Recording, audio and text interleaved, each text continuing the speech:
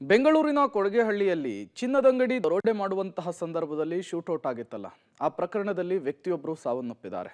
ಮೂವರಿಗೆ ಪೊಲೀಸರು ಡ್ರಿಲ್ ಅನ್ನು ಮುಂದುವರಿಸಿದ್ದಾರೆ. ಈ ಕುರಿತಂತೆ ಒಂದು ವರದಿ ಇಲ್ಲಿದೆ ನೋಡಿ. ಕೊಡಗೇಹಳ್ಳಿ ಚಿನ್ನದಂಗಡಿ ಶೂಟೌಟ್ ಪ್ರಕರಣ, ಗುಂಡೇಟು ತಿಂದ ದರೋಡೆಕೋರ ಸಾವು.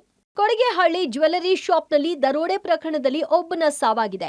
ದರೋಡೆಗೆ ಯತ್ನಿಸುವ ವೇಳೆ ಗುಂಡೇಟು ತಿಂದಿದ್ದ ಆರೋಪಿ ಸೂರಜ್ ಸಾವನ್ನಪ್ಪಿದ್ದಾನೆ. ಮಧ್ಯಪ್ರದೇಶದ ಗ್ವಾಲಿಯರ್ ಆಸ್ಪತ್ರೆಯಲ್ಲಿ ಸೂರಜ್ ಸಾವನ್ನಪ್ಪಿದ್ದಾನೆ. ಜ್ಯುವೆಲರಿ ಶಾಪ್ನಲ್ಲಿ ದರೋಡೆ ವೇಳೆ ಆತನ ಜೊತೆ ಬಂದಿದ್ದ ಆಶು ಪಂಡಿತ್ ಸೂರಜ್ ಗಂಟಲಿಗೆ ಮಿಸ್ ಆಗಿ ಫೈರ್ ಮಾಡಿದ್ದ. ಘಟನೆಯಲ್ಲಿ ಗಂಭೀರ ಗಾಯಗೊಂಡಿದ್ರು. ಸಿಕ್ಕಿಕೊಳ್ಳುವ ಆತಂಕದಲ್ಲಿ ಸೂರಜ್ ಚಿಕಿತ್ಸೆ ಪಡೆಯದೆ ಗುಂಡನ್ನ ತೆಗೆಸಿಕೊಳ್ಳದೆ ಅನಂತಪುರಕ್ಕೆ ರೈಲಿನಲ್ಲಿ ಎಸ್ಕೇಪ್ ಆಗಿದ್ರು. ಆದರೆ ನಿನ್ನೆ ಚಿಕಿತ್ಸೆ ಫಲಿಸದೆ ಸೂರಜ್ ಸಾವನ್ನಪ್ಪಿದ್ದಾನೆ. ದರೋಡೆಗೆ ಯತ್ನಿಸಿದ ವೇಳೆ ಅವರಲ್ಲೇ ಒಬ್ಬನಾದ ಆಶು ಪಂಡಿತ್ ಎಂಬಾತ ಮತ್ತೊಬ್ಬ ಆರೋಪಿ ಸೂರಜ್ ಎಂಬಾತನ ಕುತ್ತಿಗೆಗೆ ಗುಂಡು ನುಗ್ಗಿಸಿದ್ದ.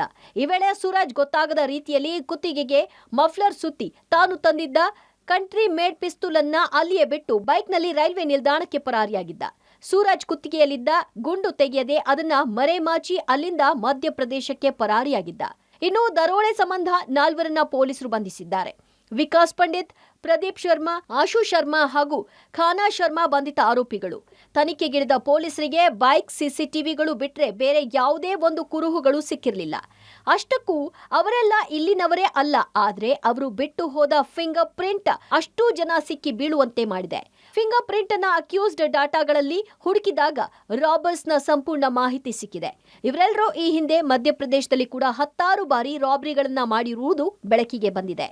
ಈ ಆರೋಪಿಗಳೇನಿದ್ದಾರೆ ಅದು ಕರ್ನಾಟಕ ರಾಜ್ಯಕ್ಕೆ ಬಹುಶಃ ಮೊದಲ ಬಾರಿಗೆ ಬಂದಿರತಕ್ಕಂಥದ್ದು. ಇದುವರೆಗೆ ಯಾವುದೂ ಪ್ರಕರಣ ಪತ್ತೆಯಾಗಿಲ್ಲ. ಬೆರಳಚ್ಚು ಮುದ್ರೆಯ ಆಧಾರದ ಮೇಲೆ ಗ್ವಾಲಿಯರ್ ಪೊಲೀಸರ ಸಹಾಯವನ್ನು ತೆಗೆದುಕೊಂಡು ಅಲ್ಲಿ ಆ ರೈಲು ಬಂದಾಗ ಅವರನ್ನು ವಶಕ್ಕೆ ಪಡ್ಕೊಂಡಿರ್ತಾರೆ. ಇನ್ನೊಬ್ಬ ವ್ಯಕ್ತಿ ಅದರಲ್ಲಿ ಗಾಯಗೊಂಡಿರ್ತಕ್ಕಂಥದ್ದು ಕಂಡು ಬಂದು ಸ್ಥಳೀಯ ಅಲ್ಲಿನ ಆಸ್ಪತ್ರೆಗೆ ಸೇರಿಸಲಾಗಿದೆ. ಅಲ್ಲಿ ಆತ ಅಸುನೀಗಿರೋದು ಕೂಡ ನಮಗೆ ಗೊತ್ತಾಗಿದೆ.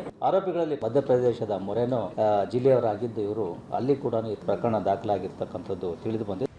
ಇನ್ನು ಕರ್ನಾಟಕದಲ್ಲಿ ಮೊದಲ ಬಾರಿಗೆ ರಾಬರಿಗೆ ಬಂದಿದ್ದ ಆರೋಪಿಗಳು ಅದರ ಸಕ್ಸಸ್ ಕೂಡ ಆಗದೆ ಒಬ್ಬನನ್ನ ಕಳೆದುಕೊಂಡು ಸಿಕ್ಕಿಬಿದ್ದಿದ್ದಾರೆ. ಸದ್ಯ 13 ದಿನಗಳ ಕಾಲ ಕಸ್ಟಡಿಗೆ ಪಡೆದ ಕೊಡಗೇಹಳ್ಳಿ ಪೊಲೀಸರು ಆರೋಪಿಗಳ ವಿಚಾರಣೆಯನ್ನ ನಡೆಸುತ್ತಿದ್ದಾರೆ. Narasimhamurthy, Gavinagamangala, crime bureau, public TV, Bengaluru.